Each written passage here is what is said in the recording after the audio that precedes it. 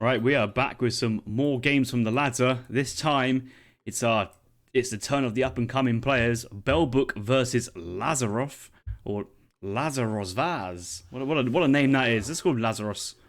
That's Lazar. Yeah, that's better. Belbook here playing as the Chinese civilization. The map is Punjab. Belbook playing as China, spawning to the west in the color blue. Laza playing as Russia, spawning to the east in the color red.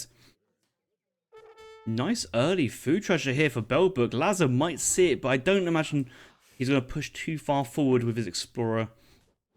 Both players know that good treasures spawn right in the middle of the map. Laza trying to find maybe a wood treasure, maybe the food. He is moving around quite a lot.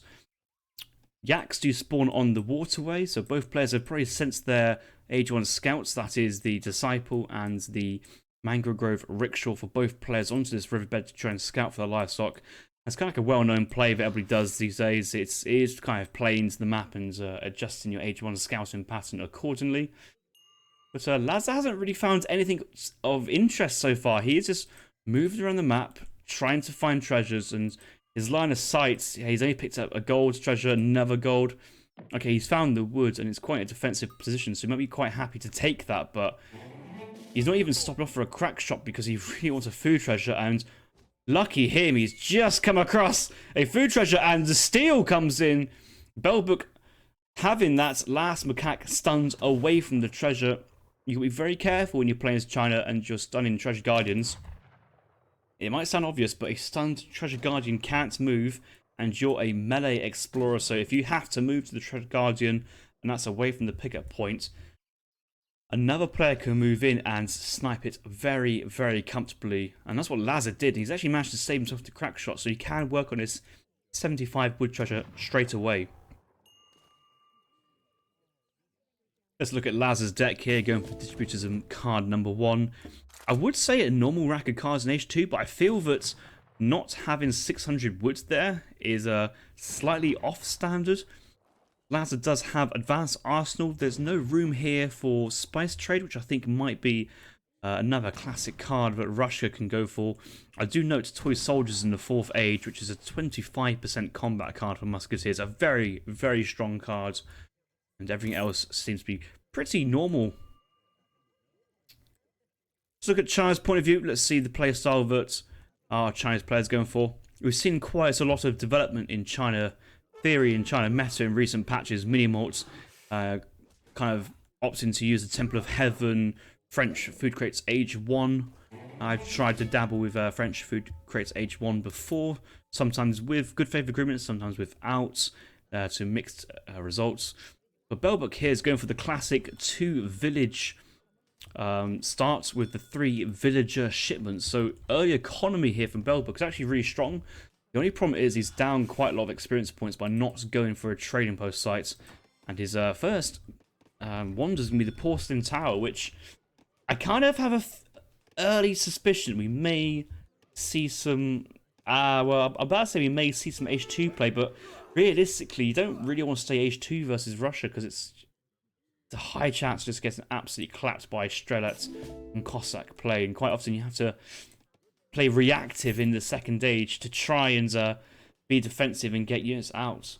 So what we've seen here by Belbook going Russian T-Export seconds, he may go Russia Consulate to try and get the blockhouse, but without a trading post, I'm genuinely worried here for Belbook. He's sent in this T-Export card really late, so he hasn't actually got that much export with him. The earlier you send this card, the more passive export you generate. And so he's actually forced himself to go into German consulates here because he's only got 210 export after allying, and he kind of wants that blockhouse out now. Laza is most likely sending training musks and sending cav. He's actually sending gold, so maybe he's going for the Iron Turk Musk Cossack timing, which is the send 700 gold and spam out musketeer batches and send in 5 Cossack afterwards, 4 Cossack for a huge Musk Cossack timing. It's really strong. Laza may be tempting to move in now, and if he does, he actually can get some early Vil kills. Belbook's got some really exposed villagers. Does have a decent amount of yaks and water buffaloes, so fair play, but Vil Micro here maybe a little bit off. Belbook does get that trading post in transition, so... but the problem is the trading post in transition just really does slow that age up. And okay, he's sending gold card number 3, the first card in the second age. Really far forward market, and Laza's going to see this from the line of sight of his outposts. So he sees that there's an exposed villager, so he might actually move muskets to intercept. And yeah, he's seen them now. He's going to walk straight to it if he can. But this extra gold crate income, he's got only 1 or 2 vills gathering up just to slowly get the res. But he's just clearly going for a timing push here of the 5 Cossack, 4 Cossack. Explorer getting the snare on, which is very important. Makes the villagers really hard to kind of run away. And 2 shots on the 2 volleys from the musketeers. That's 1 dead villager. So nice early play there from Laza. Picked off 1 vill, forcing the response. Because we do see the German consulate, and the problem about the German consulate here for China is that although it feels good, you get to send in early wood trickle there, get distributism, as if you've just got an extra Age of 1 card. It is slow to get you some anything, any sort of tempo, and it's 6.5 minutes. We haven't clicked up yet. We're getting there, but we haven't got a shipment on the age up, and we're really struggling to afford to get a war academy. And I've no idea actually how he's managed to get a war academy. He might have actually bought at the market. No, market buy price is still the same, so maybe a little bit of choppage to try and get in there. But 5 Cossacks are on the field here for Laza. Most likely sending in some more on the next shipments. Oh, there's some 2 vills out the back. They're really exposed. Hasn't actually been scouted yet. They're so far away from the town centre that Laza hasn't actually seen him. So, weirdly good play there from Belbook, if not lucky. Lazarus is stopping at his market trying to siege this, but he needs to get in. He just needs to go in and be annoying. Sieging a market is not what you want at the moment, and ideally you want to siege a village here instead of the market. If you kill the population, you kill China. Killing the market when he's still got the porcelain tower to put into wood doesn't achieve much. But damn, look at his musketeers. That is the 700 gold timing showing in full swing.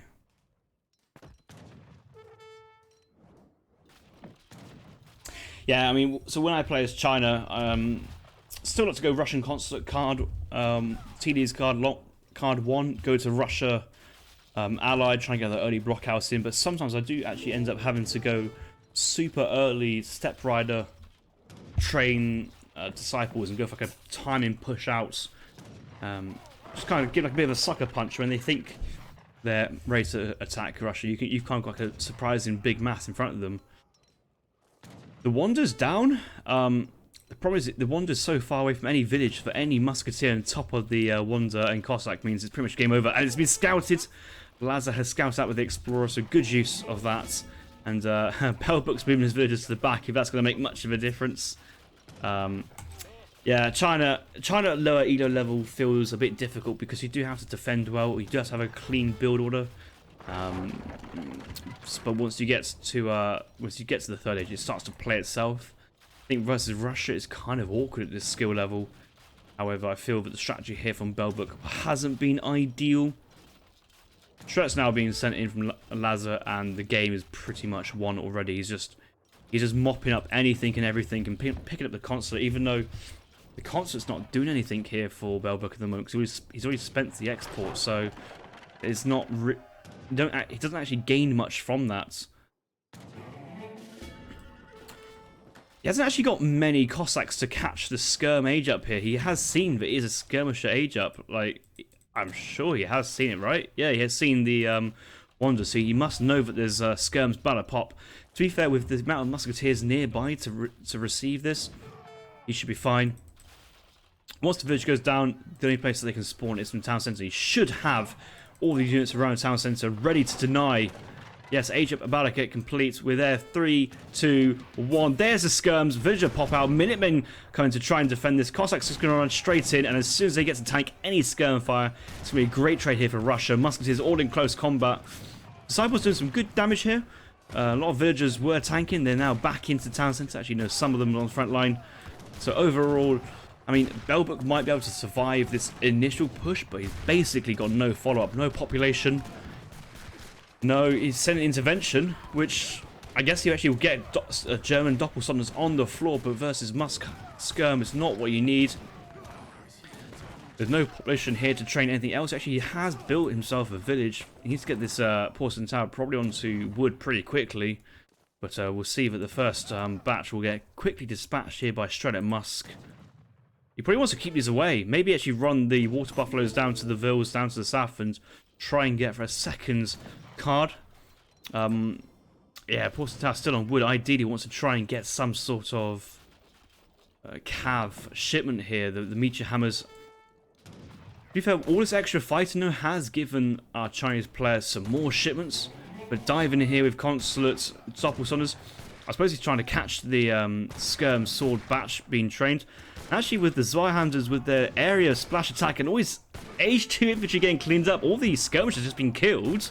Town Centre fire still doing decent damage, and skirmishers in the backline. These are Russian musketeers. These aren't exactly the highest HP units, so arquebusiers can do some decent damage even at this low numbers. Score lead still Laz's favour, but it only takes a couple of meteor hammers to turn us around, and very far forward villagers, they get any closer, might get killed by the town centre. Be very, very, very careful. Again, so many water buffaloes in base to eat. He does have the porcelain tower as well. I know it's only an H2 porcelain tower, but still, that is 5 villagers continuously gathering wood at this point, so it's pretty decent. Another shipment's in. Has to be skirmishers. Has to be skirmishers, and has to show a bit of micro. Maybe actually Changdao's could work really well here, because you would have the best part of 5 skirmishers soon after this batch. You can kind of play it. So yeah, here comes the Changdao's, and that's on the right click. I don't think he can afford to have this one go down, but if he kind of distracts, he might be able to bait the army to stand near the village for a forward military pop, and Meteor's attacking from range. Musketeers I've got to either commit to either get into melee to kill him, or essentially fight at a disadvantage. Disciplined cavalry with a 30% range resist and high HP. Well, compared to a musketeer's attack, it's only worth it. And Concert's coming back down, which is I don't think you want a concert right now. You need another house. Yes, you could go into capitalism here, but that's not actually solving your initial problem of stuff on the floor. And Laz is back in, and it's kind of just giving time here to China to get back on its 2 feet. I'm kind of surprised to see his gameplay. And this game, which I thought it was over. I was thinking, hang on a minute. This could be the classic, China, low elo, getting stomped on by Russia. It's actually starting to turn into a bit of a dicey one here. Belbook taking ahead, I think the lead in this score with shipments and momentum. What can he send next? What would he want to send next? I know he's eating a lot of yaks at the moment, so maybe he's not going for a mercenary. But if he has everyone on wood for a moment in time and kind of got another village down, he could go for Beiyang army, which will do very strong versus Russia. That is 8 disciplined step riders and 8 disciplined Keshiks. That could be a nice little play there. Let's look at Laz's point of view. He's in the 3rd age. Okay, he has aged up, so that changes the dynamic, and it's nice to see that Laza isn't stuck in the 2nd age, because H2 Russia late game, although you can mass up a huge amount of units, you do kind of need to tech out eventually. You just don't have the Cav Archers, don't have the Falconet support, and you don't have some of these great scaling cards like Strelic Combat 20%, all cavalry combat as well as some decent unit cards. What is Belbook Elo? He's always fluctuate. Well, Belbook at the moment, I believe, is around about 1650 to 1700. So think of Belbook as me. This is me you're watching. Absolutely amazing player, if I may say so. Yeah, another Cav batch does have 1 Flying Crow from the Wander. Flying Crows are very good versus buildings. They won't trade exceptionally well versus Falconets in the 3rd age. Only in the 4th age, when that relationship really flips around with the Royal Guard. The auto-attacking Flying Crows getting their age 4 stats. Bet Musks are coming, but Veteran Musketeers for Russia is H2 normal Musketeers for any other civ. So these are just regular H2 Musketeers that Spain might get, Brit might get with no cards. So Cav here can just move in, and the Falconets are taking a chill by the Mangrove Grove. They are kind of exposed, and if Cav do randomly decide to right-click in there, that could be goodbye Falconets very quickly. Kind of thinking, though, we may want to be looking at some sort of timing play here from China. Don't want to sit on this too long. The reverse drag pull to try and get the flying crow forward, but it's currently in limbo mode. It needs to unpack. That takes time. Skirm's going back forwards, and this is going to be the classic China drag move, and I think it works. Just go in there. You've got your ranged cavalry to attack the falconets, get the flying crow unpacked. You've got all your skirmishers actually doing massive damage on veteran musketeers, and as far as I can see, apart from a massive delete button, I think China's going to crush this fight. One-shot kill on one falconet. Discipline Meteor Hammers moving in to take the other. Quite a few Changdaos can go back to intercept the Cossacks. Archibald says otherwise we're going to get some massive damage from the musketeers. And Laz's army has collapsed in front of his eyes. He was not fighting underneath his blockhouse. He was not trying to play the scaling game. He was trying to trade off while the Chinese army was low in numbers, but has actually paid a price here. China managing to mass off quite well with all the yaks fattened on the village in Age 1, Age 2. To provide a decent amount of food to train cav batches, train villagers, send in shipments as well. All this Age 2 fighting here from Russia weirdly gives China a lot of XP to kind of bounce off, and Belbook's got another shipment to go. Starting to float the coin, maybe going for the mercenary shipment. Cossacks may pick off this flying crow. That's a shame. It's not the end of the world though. It served its purpose very well, and Laza just wants to get in on top of the units. I mean, okay, losing the flying crow for free is not what you want in this situation. He's undecided if he wants to push for the economy and the main town centre, or try and take down the blockhouse, and he's going for the blockhouse here. He's sending double face armor, which I find interesting. He does have 14 heavy cavalry at the moment, and one of the, I wouldn't say the go-to players of lower Elo China players is actually, they get to the third age and they send in their skirms, they send in their swordsmen. They might have their Summer Palace sets to skirm sword army, but the only army they will ever train after that is the cav army. And this upgrade here is going to give them so much extra HP and ranged resist armor, which means musketeers from range will feel very ineffective. The cav will certainly resist cavalry archers. I'm surprised we haven't yet seen any cav archer play here from Laza. Score still even, not the end of the world. Laza kind of relying on his strong eco to come back in the game, and that's the thing what Belbook's doing at the moment. It's kind of letting 53 villager eco Russia player get back in the game. So when we say should he have done this, should he have done that, what he should be doing now is probably as soon as he takes this stable down, is driving into his opponent's town centre and getting that trade as fast as possible.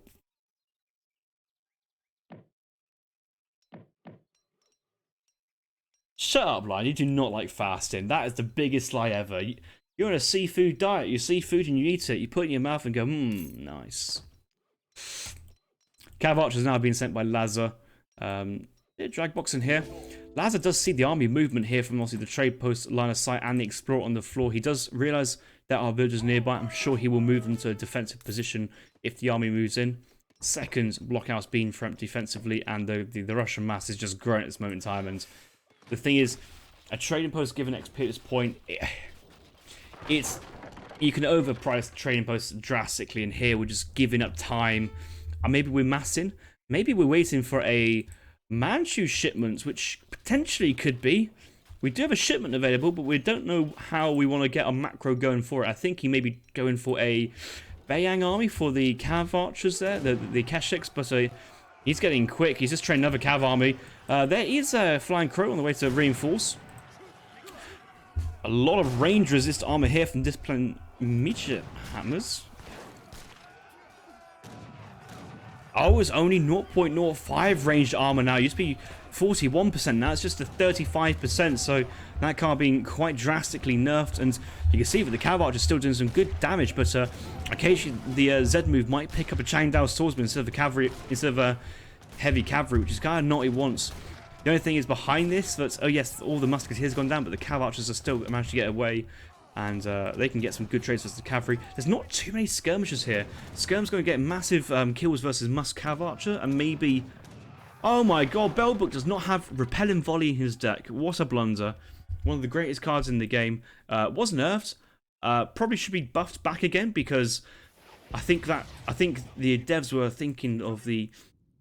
Instead of having the extra 10% on the range attack, cross multiply with the extra multiplier versus Dragoons being too strong, Well, now that we've got this very weird 0.6, 2.5 multiplier interaction with the changed things, repel and volley feels even weaker.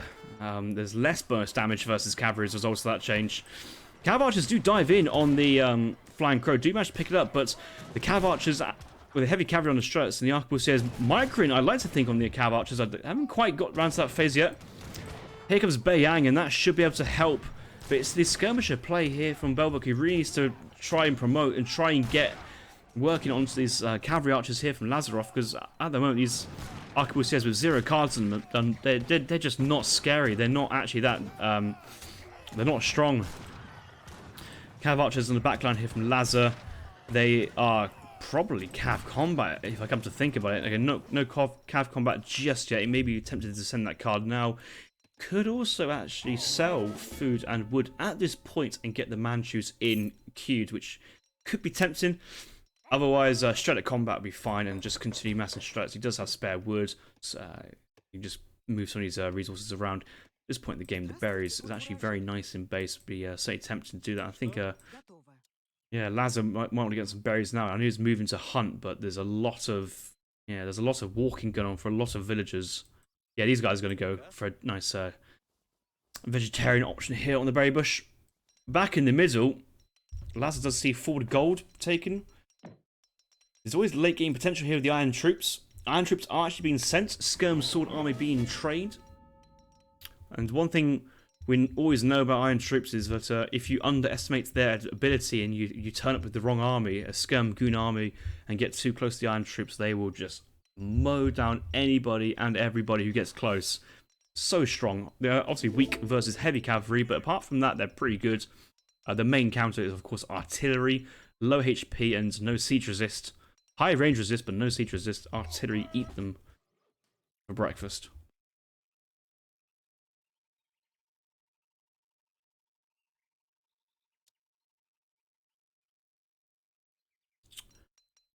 The thing is, I wouldn't say Char Cav is that busted. I mean, they are strong. Only having 35% range resist is actually a high range resist when you come to think about it. It's one of the highest range resists in the game. Obviously, Nagi is at 30%. 35 comes in from the extra card. But it's not a Cav combat card. There is no extra attack, and these guys only do 34 damage, which for a veteran unit with a card on it, you would hope for a little bit more. Hussars capping at about 40, 42. Lancers do massive damage versus all infantry, so you giveth and you taketh, and here belbook is going for the aggression play into the Russian town centre. I like that. There are a load of vills having to run around though. Oh, Manchu is being sent from by belbook, so double mercenary play. Would he go forward onto this village to catch the cav archers? No, he's going to send it to this forward village and reinforce his army, and Manchu Iron Troop with a flying crow behind.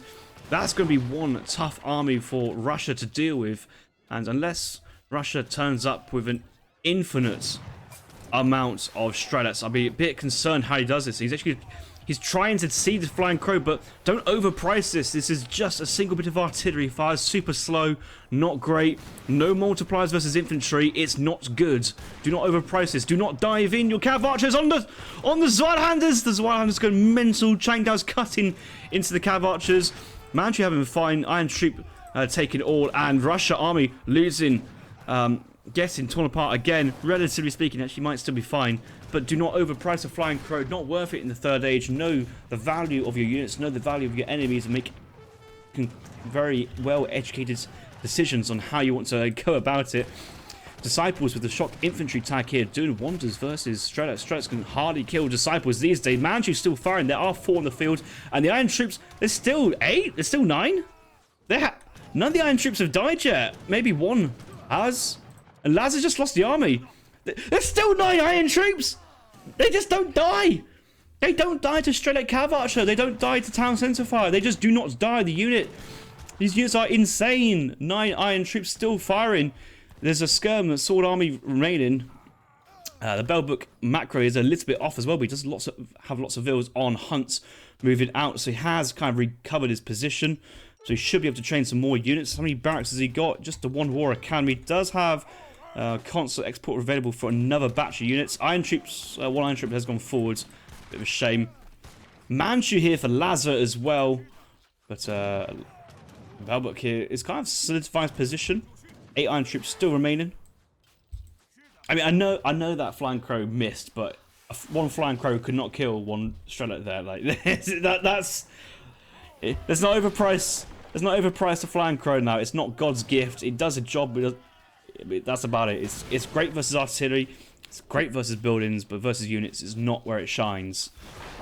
Yeah, that house goes down. So what belbook needs to do now, he needs to get another production facility. He's got full population. You know, I don't imagine belbook ever getting to 220 population here, and that could be invested in a market to recover his market tax for a second war academy.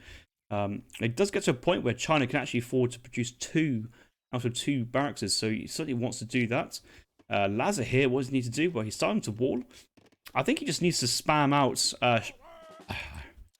I'm going to say spam out mass strelets. Oh, he hasn't got boyars yet, and he has got quite a few Cossacks mixed in with the strelets, so that's like a double card in its own right. The thing is, it looks like belbook stopped making heavy cavalry. He may be tempted to go back into it at some point, but skirm sword can kind of do quite well versus the whole cav archer play here from Russia.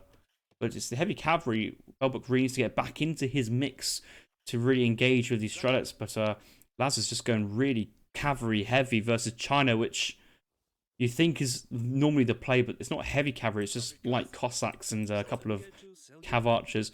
Some fields here exposed. It's not the end of the world, I'm sure. Oh, one iron troop is stuck in the tree. Oh my god, that is so sad. Rest in peace, that iron troop. But drag boxing flying crows in the fire position is also really awkward. This is like the slowest march ever. It's almost like we're on a funeral march here. Maybe Kang Shi has been defeated and there's a funeral procession through the town. So slow, the drag box.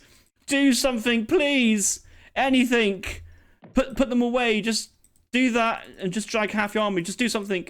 Do something. Yes. No. Yes. No. I don't know. Move. Move, Arunga. Oh. Yeah, belbook still has 8 iron troops. The last time I checked, he might have lost another one. He does have 1 stuck in the tree, so effectively he's down to 7. Yeah, he's down to 7 iron troop in his standing army. 2 flying crows, though, put massive pressure on the blockhouses. Mills are starting to be made here. Lazar's just looking to go straight into it again, but, like, does he need to? He can just mass. He's got the eco. He can mass. He can get some culverins. He doesn't need to dive in straight away. And, oh, my God, the Changdaos are chasing down all the cavalry. There's no strats to micro them down. Arquebusiers will get a decent trade versus this. No heavy cavalry here from belbook. But the swordsmen are just chasing him. Lazar's just running. He's actually puzzled. He doesn't really know how to go about this. And all the meanwhile, the flying crows are just continuously sieging down the buildings. This house will go down. Let's look at the population here from Laza. Is he housed? He's not quite housed, but he's got no gold. Make strelets? Like, I mean, at this point, I guess you make strelets. There's nothing here. The strelets just don't be en masse. I suppose the iron troop are still a bit of a pain to deal with, but you know, you haven't got enough Cossacks to do too much, and there's still a couple of Zweihlanders in there, and there was another constant batch of units in there. These docks are big, badass minis.